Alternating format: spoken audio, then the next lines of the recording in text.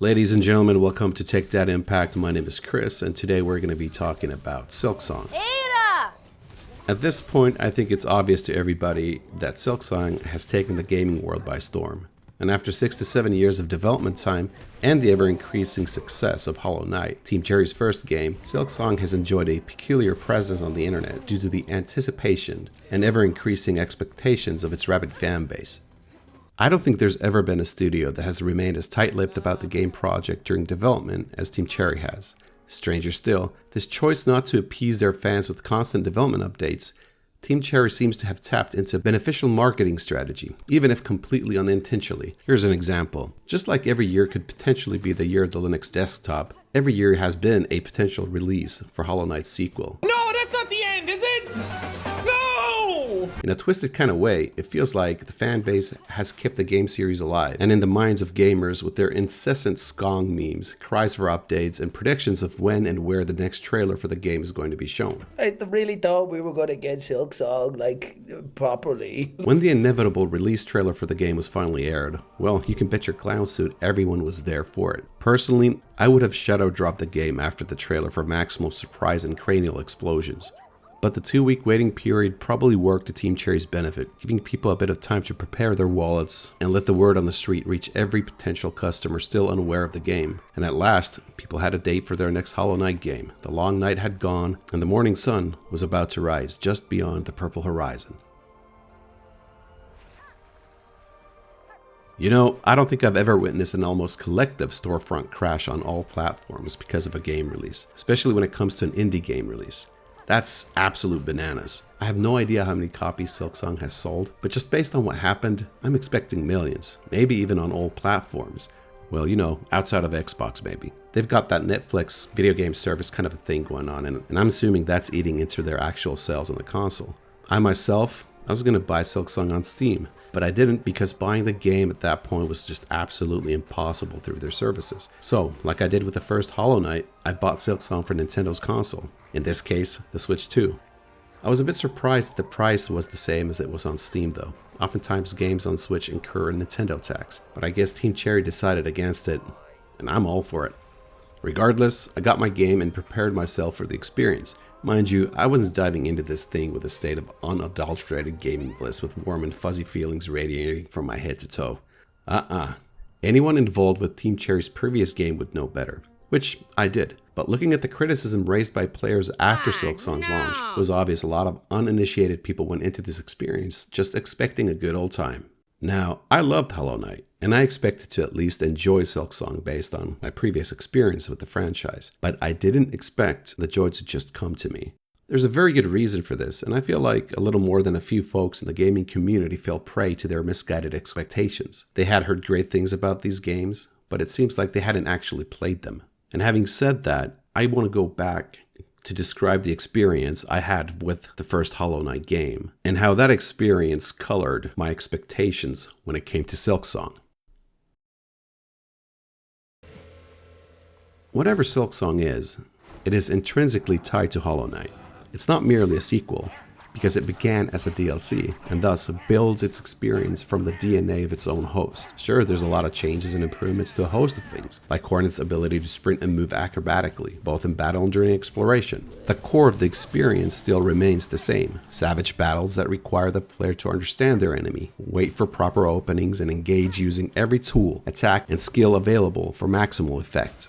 Hollow Knight is very unforgiving. Silksong, perhaps even more so. I knew all this, but it seems quite a few of those who hadn't played Hollow Knight walked into the experience a little like the unassuming Marines in James Cameron's excellent 1986 movie, Aliens. You do not want to Friend. me. Like Ripley in that movie, I knew better, for I had seen the monster in the shadows.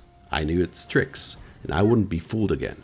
See, back in the day, somewhere in the 2017s and 2018s, I was looking for a Metroidvania to play on my new Nintendo Switch console.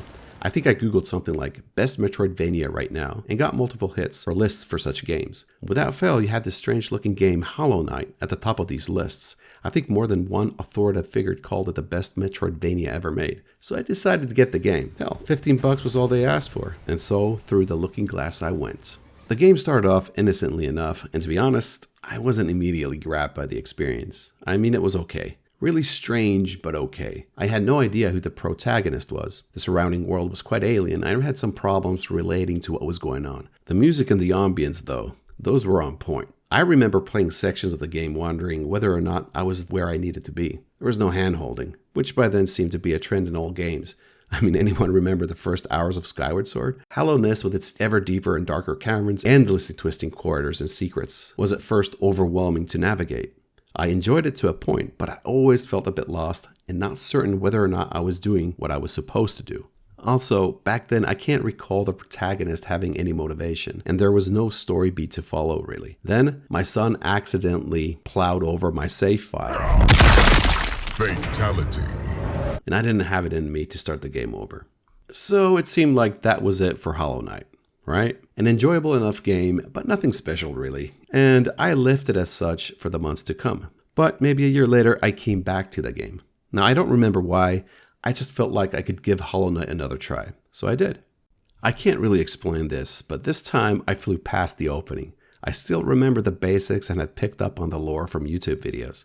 I quickly moved past the areas I had struggled with before, and suddenly the game opened up in a way that it hadn't before. I couldn't stop playing. Hollowness transformed from something alien to a place I could understand. The denizens wandering the caves, the stories of a fallen kingdom, and the Pale King were absolutely intriguing. At this point, I don't think I ever thought the game to be specifically difficult, although I always felt the controls were somewhat laggy. Like I was constantly a few frames behind what I wanted to do. I don't know if that was a Switch thing, but I eventually overcame that sensation. Regardless, whatever Hollow Knight was to me as a game at that point was about to change. Absolutely and completely. And there would be no going back. Now I've said quite a bit about Hollow Knight at this point and almost nothing about Silksong. Everything I've said is typically what people understand to be a big portion of the Hollow Knight experience, but it's not the core. It's not even what makes the game the singular experience that it truly is. Let me elaborate, because I know this might sound confusing. The game Hollow Knight transformed into its final true self by the time I faced my first dream boss in the game. This is how I remember it, and this is when Hollow Knight truly revealed itself as a truly fantastic game to me. There is this enemy known as Failed Champion in the game. It's a stronger version of a boss you face early in the game known as the Failed Knight. I entered this battle without properly understanding what was waiting for me. Not just in the sense of gameplay challenge, but rather how this encounter would change how I viewed the game itself and maybe every game after Hollow Knight. The battle was over in moments. I stood in awe. What the was this? I had stood no chance whatsoever. I went in again. The Failed Champion beat the living daylights out of me. It wasn't a contest, it was a bloodbath. I contemplated whether or not I had missed something. Perhaps I was trying to overcome the foe too early and lacked the necessary armor and attack power to properly challenge this guy. Another attempt, another ass beating, number 7 on a Richter scale. I ran from his ferocious attacks like a child, escaping an ass beating from his enraged parents. Every hit I made was countered with a violent hammer blow, body check, or an attack I just couldn't evade. The savageness of my ass kicking was only met with my whimpers and rage screams. Finally, my wife suggested I take a break, and I did. Almost a week, during which I contemplated on what had happened. I felt like there was no way forward. Hollow Knight was too hard. The Failed Champion could not be failed. Well, not by me anyway. But I couldn't accept that. I've played games all my life. I've never given up on a game because it was too hard. Damn it, I beat Mike Tyson back in the 8-bit days. I beat Ghosts and Goblins, Run 1 and 2, and lived to tell the tale. I played through some of the hardest games there ever were on the NES. And now, I was going to let this obese metallic larva creature have his way with me? So a little less than a week later, I had built enough confidence to face the Failed Champion again.